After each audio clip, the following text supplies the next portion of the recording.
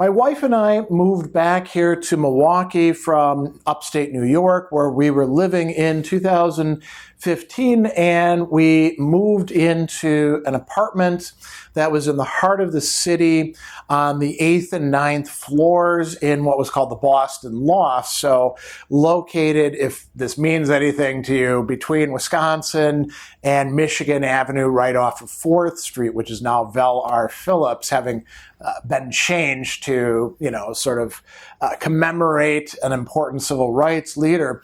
And we moved with 3 older animals, Sassy the cat, who I think if you're familiar with my videos, you've seen plenty of things about her over the years. She was older. She'd had a sister, Teensy, who unfortunately died when she was only 12.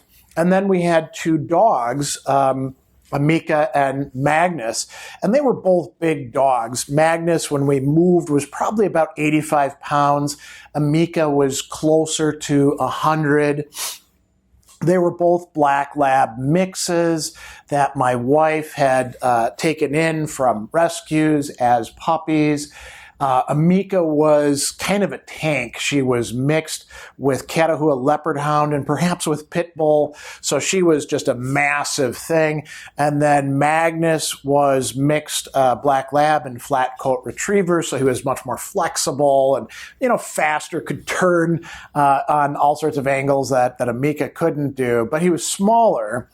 And for quite a while, they were in decent shape when we moved out here. So, maybe they were, 9, 10 or something like that. So older dogs, but not decrepit and, on their last legs. So when we moved, first we had to find a park, and there was a park nearby where we could take them to do their business 3, sometimes 4 times a day, depending on, how often we wanted to walk them and how pressing the needs were. And then I began walking them for much longer walks very early on. And actually, Amica started becoming much more in shape, you could say. She lost some of the fat that she was carrying. She became more muscular. Her endurance rose. Magnus was always fine, but Amica had kind of gotten into, a groove with not doing an awful lot in the yard that we had. So I would take them for walks, and, within a couple of weeks, we could go 3-4 miles at a clip, and they loved it. So much to smell in the city, so much to see, lots of people, because they were friendly dogs, who wanted to say hello to them or pet them or stuff like that. Lots of animals, birds for Magnus to bark at, other dogs that they could meet up with and sniff, and all of that sort of business. So anyway, fast forward, and it's probably towards the end of 2015, maybe even that winter, or it was the beginning of the next year, I started taking them to a particularly special place to take walks, usually at night. Although Andy and I, my wife is Andy, we would sometimes take them during the day when her schedule would permit, and we would do the same sort of thing. We had our Subaru Outback. We actually had 2 gray Subaru Outbacks. One was the nice car. The dogs didn't go in that. The other was mine. And the dogs, they got it a bit muddy from time to time. There's some scratch marks and things like that. So that was theirs, and they would hop into the back seat. Occasionally Amica liked to sneak up to the front seat, but generally they were in the back, the passenger seat. And so at night, quite often, probably once every 2 weeks or so, I would do this special treat for them. And I would take them down to our garage. We had to take an elevator down into the garage, the underground parking structure where our car was, and we'd walk over to the car, and they knew what was coming next, because Andy would also take them on trips to dog park. Sometimes I would go with as well. And so they would, they'd hop up into the car, and typically I would leave their leashes attached. We had those retractable leashes. And then I would hop in and start the car, and they'd, sit down and wait for what was going to happen.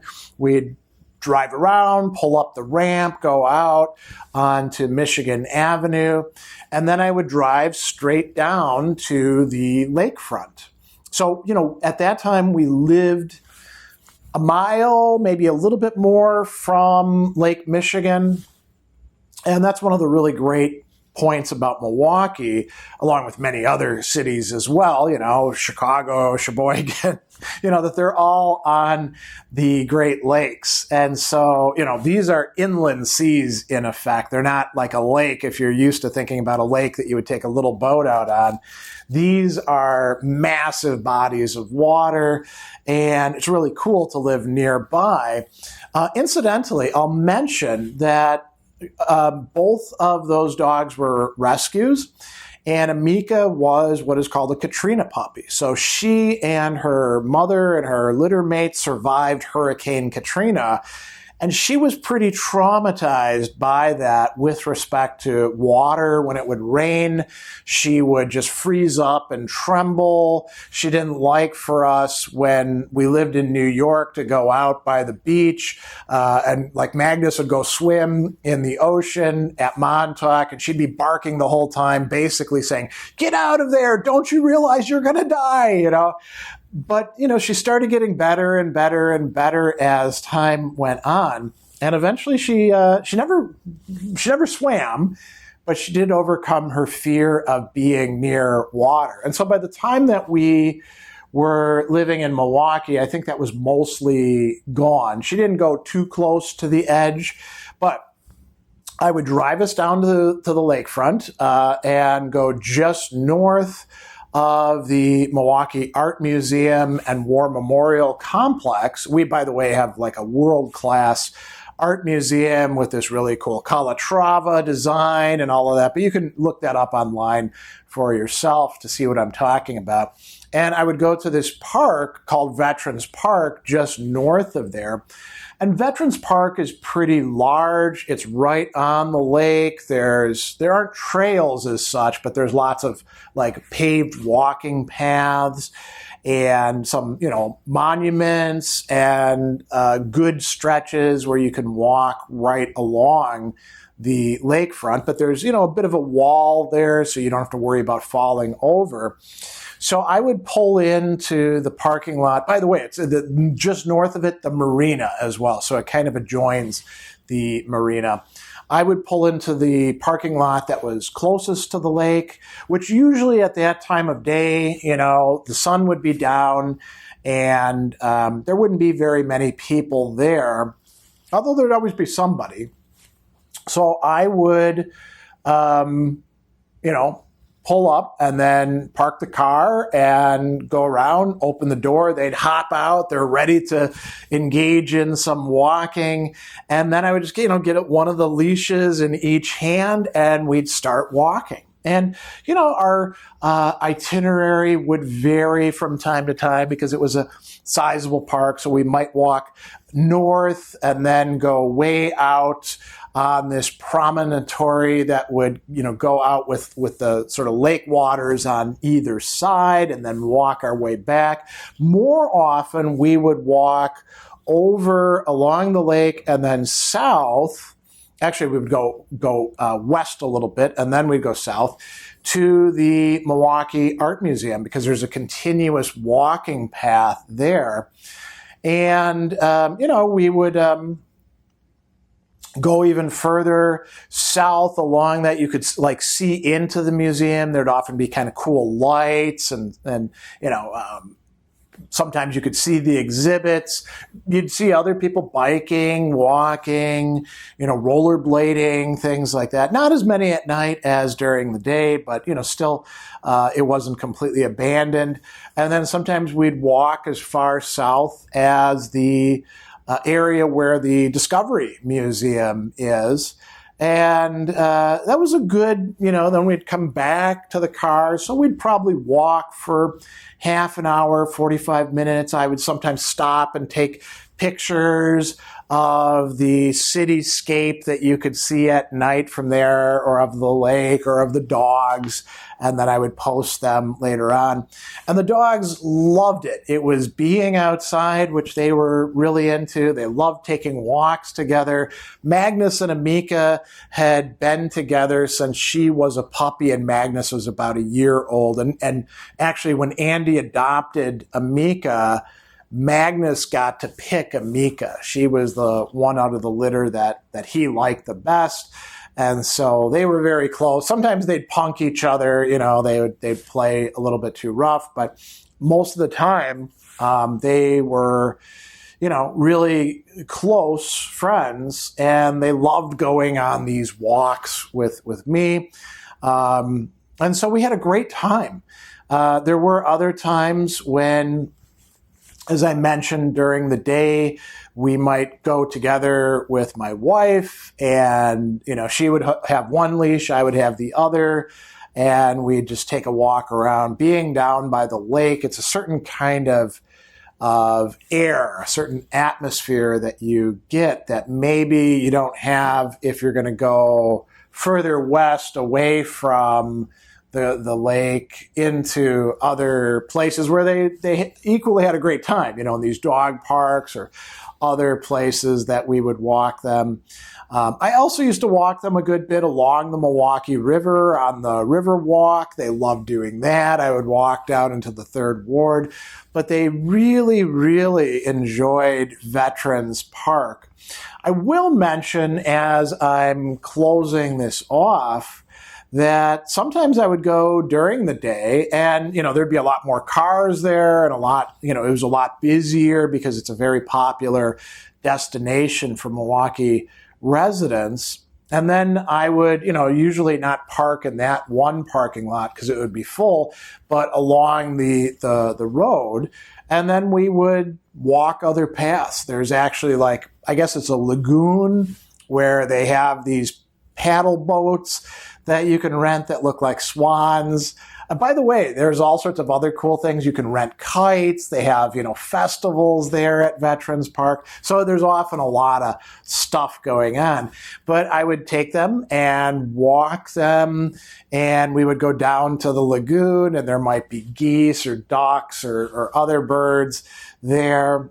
And, Magnus is always very, very interested in birds. Amica was more interested in bigger animals, and there weren't too many like that around there. Not, no deer or anything along those lines. But, we'd take a walk, and they'd get to maybe meet some other dogs or get pets from people, or especially kids, both of them liked kids quite a bit.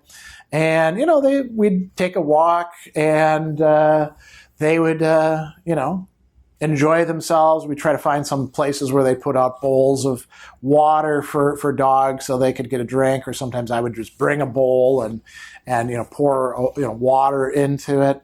And it was a lot of fun. Sometimes we would actually even picnic out there as well. But the majority of the time was actually at night. And it could be during the summer, it could be during the winter.